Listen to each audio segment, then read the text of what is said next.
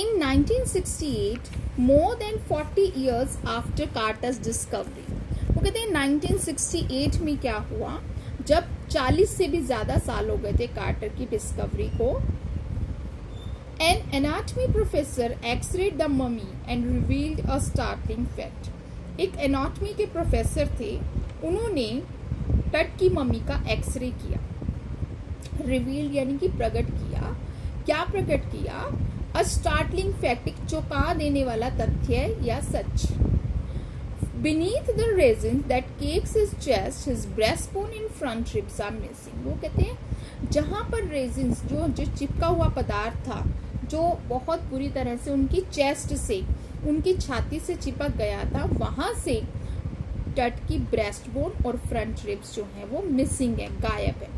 अब गायब है, ये बहुत ही हैरान करने वाली बात थी कि उनके रिब्स और जो ब्रेस्ट बोन है वो आखिर गई कहाँ. ब्रेस्ट बोन समझते हैं ना, जो छाती के ऊपर जो होती है उनकी बोन, हड्डी होती है वो ब्रेस्ट बोन, और रिब्स जो आगे केज होता है, आप लोगों ने देखा है आगे छाती में ये केज होता है, पिंजरा सा होता है, वो फ्रंट रिब्स या आगे की जो रिब्स हैं वो गायब है. Today, diagnostic imaging can be done with computed tomography or CT, by which hundreds of X-rays in cross sections are put together like slices of bread to create a three-dimensional virtual body. आजकल बेटा क्या होता है, diagnostic imaging की जाती है जो computed tomography से होती है. कंप्यूटेड टोमोग्राफी एक टेक्निक है जिसमें सीटी, जिसको हम बोलते हैं सीटी स्कैन बोलते हैं ना आप लोग, कंप्यूटेड टोमोग्राफी है उसका full form.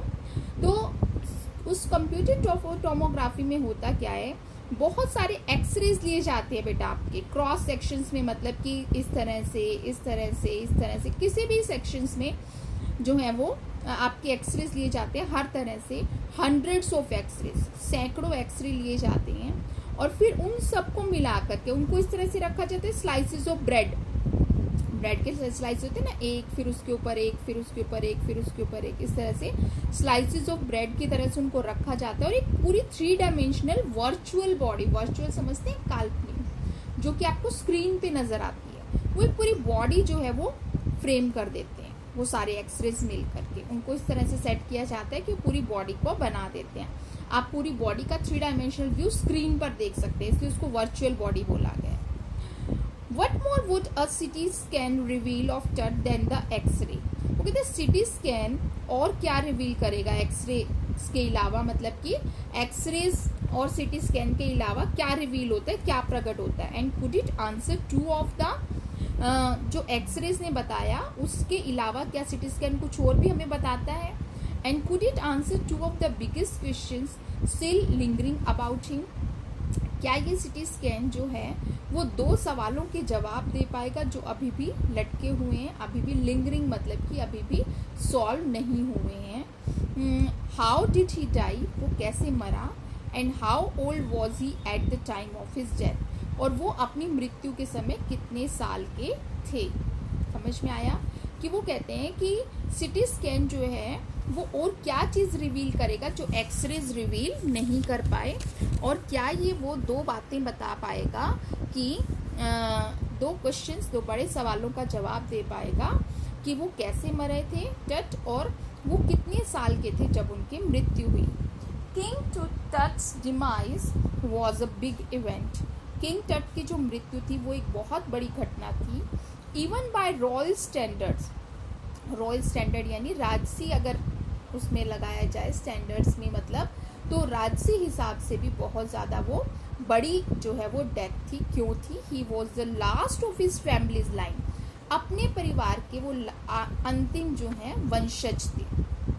And his funeral was the death Ratle of A dynasty. एक तरह से जब उनका अंतिम संस्कार हुआ, फ्यूनरल हुई, तब उस समय एक तरह से पूरी वंश जो था, राजवंश जो था, उसका भी अंत हो गया था. But the particulars of his passing away and its aftermath are unclear. परंतु जो भी पार्टिकुलर्स हैं ऑफ हिज पासिंग अवे, कि वो कैसे मरे, और आफ्टरमैथ मतलब कि इसके इफेक्ट्स जो है वो अभी भी अनक्लियर है, स्पष्ट नहीं है. आप बात समझे, इसमें वो कह रहे हैं कि ये एक बहुत बड़ी घटना इसलिए भी थी क्योंकि उनके साथ ही जो उनके वंश का था वो समाप्ति हो गई थी, वंश की समाप्ति हो गई थी, वंश जो है उनके साथ ही खत्म हो गया था। परंतु उनके मृत्यु की पूरी डिटेल और उसके इफेक्ट जो है वो आज भी किसी को नहीं पता है। आफ्टरमाथ मतलब कि इफेक्ट्स, प्रभाव जो है वो आज भी किसी को पूरे स्पष्ट नहीं है। सो बेटा today will be doing up to here. In next videos we will read the remaining chapter. Thank you. Have a nice day.